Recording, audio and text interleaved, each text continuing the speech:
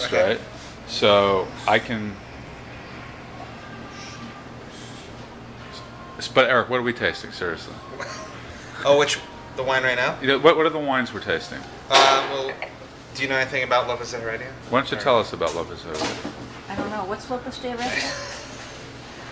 No, it's just a great historic traditional producer from Rioja, and they're a winery. Basically, in my opinion, they're somebody that is fortunate to be able to just carry on tradition from generation to generation, because nothing has to be reinvented, because the wines have been being made beautifully for over 100 years.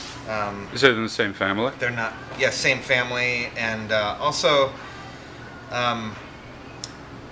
not like in a bizarre way. These wines are kind of cutting edge, or may even seem like avant-garde, but they're like the most traditional wines you can imagine existing. But I just feel like there's something.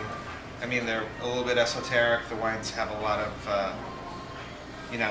They're not fruit driven. There's elements of fruit in the wines, but there's a lot of other elements like mushrooms and soy and these more savory aromas and flavors, even in the whites. And the rosé. The rosé in general is one of my favorite wines, just because of how complex it is, how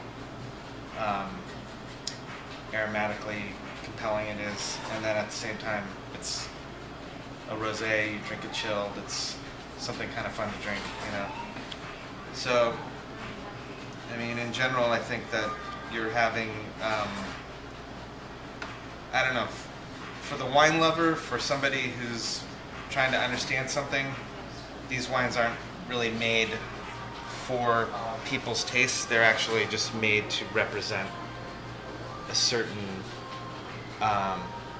ideal of how great Rioja can be, and then I feel like it's sort of the buyer or the wine lover to try and understand these wines. It's almost like in nature, if you think about, you don't like question like what a tree looks like, or you're at the ocean and the beach looks a certain way and waves are coming in.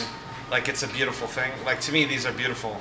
It's not really to sit there and give it a score or assess it in this more critical, abstract way. To me, it's sort of more, these wines are what they are, and hopefully... And generally speaking, what about these wines appeal to your wine sensibility compared to other wines from Rioja? I mean, to me, they're like so elegant. They're really light on their feet. They're like very easy to...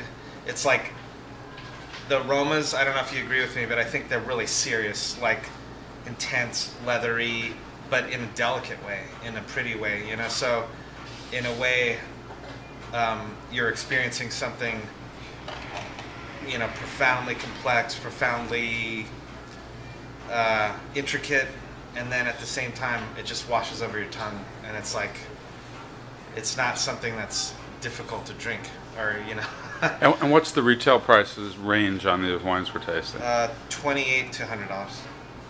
I mean, the one thing about their wines, because they hold them in cask for so long, I mean, they do get expensive. I mean, I've had offers for older things, and then they start getting into a range where I feel like it's hard to justify $700 a bottle, or whatever, almost for anything.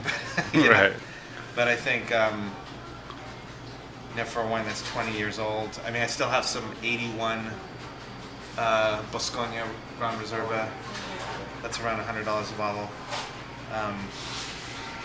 Some 87 Tondonia.